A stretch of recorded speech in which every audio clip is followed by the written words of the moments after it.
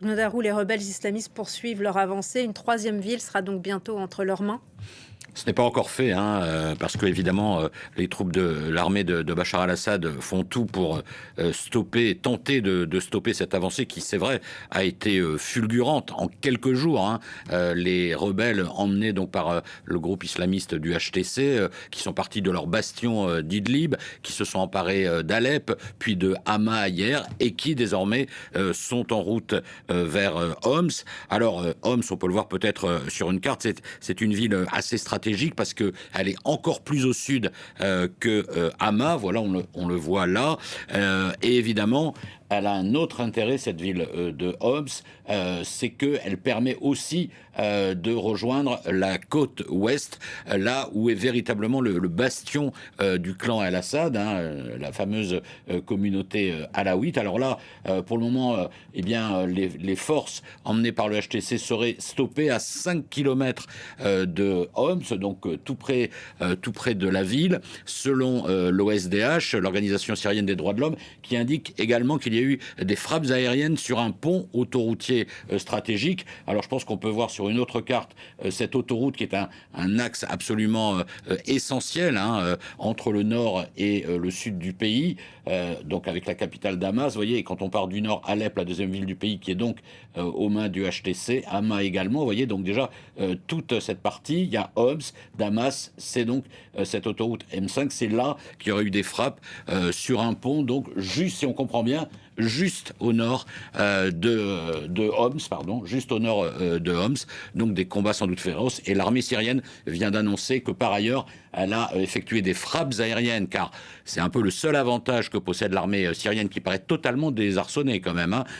C'est évidemment l'aviation, son aviation propre et l'aviation de la Russie également.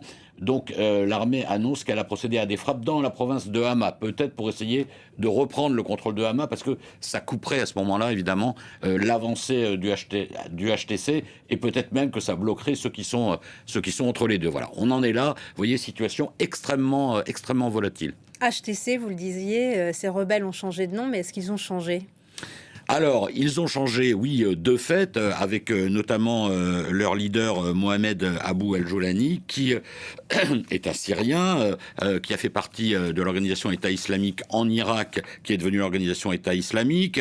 Ensuite, il a créé le front Al-Nusra, on en parlait beaucoup, qui a fait allégeance à Al-Qaïda entre 2013 et 2016.